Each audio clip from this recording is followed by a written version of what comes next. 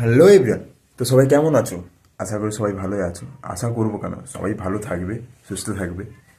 আহ, তো আজকে ব্লগটা হচ্ছে কেন বললাম, তাই তো তোমাদের কাছে অনেক কোশ্চেন। তো আগে থেকেই বলে দিই, আমি একটা জিনিস পেয়েছি, ঠিক আছে, যেটা বিলুপ্ত হয়ে যাচ্ছে।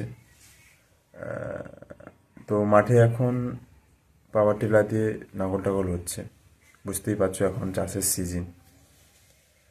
তো আমার জেঠুর বাড়িতে নাঙল হচ্ছিল পাওয়ার টিলায়। তো পাওয়ার টিলায় নাঙল হতে হতে আমি বাড়িতে ছিলাম, দাদা নিয়ে এলো। তো একটা জিনিস পাই, ঠিক আছে, তো তোমাদের দেখাই, তারপরে এগুলো নিয়ে কথা হবে। তো চলো তোমাদের দেখাই। একটা ছোট কচ্ছপ ধরি, ঠিক আছে, খুবই ছোট, তোমরা দেখতেই পাচ্ছ। মানে কি বলবো, দারুণ লাগছে। তো সবাই তো জানোই এটা কি, বুঝতেই পারছো। আহ, খুবই ছোট, ঠিক আছে, রিসেন্টলি তার মার সাথে মনে হয় বেরিয়েছিল। যাই হোক, ওরা ছন্ন ছাড়া হয়ে গেছিলো। তো একটা দাদা নিয়ে এসছে, তো আমরা কালকে ছেড়ে দেব।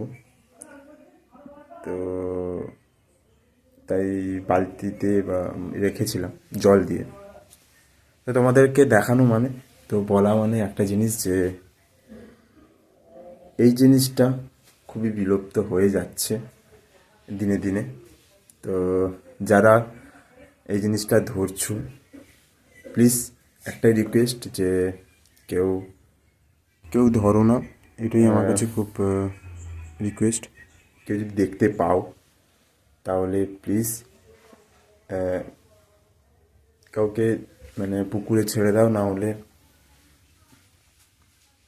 বুঝতেই পারছো আমি কী বলতে চাইছি। তো প্লিজ, কারণ একটা বিলুপ্ত, মানে বিলুপ্ত হয়ে গেলে মানে একটা জিনিস প্রাকৃতিকের একটা খুবই খারাপ প্রভাব দেখা যাবে।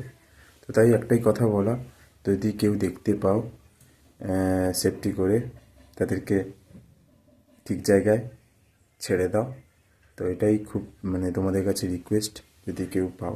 হ্যাঁ, আমিও কালকে যখন ছাড়বো আহ, তোমাদের সাথে শেয়ার করব যখন ছাড়বো।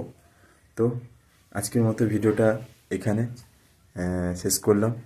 তো সবাইকে বাই, ভালো থাকো, সুস্থ থাকো, টাটা।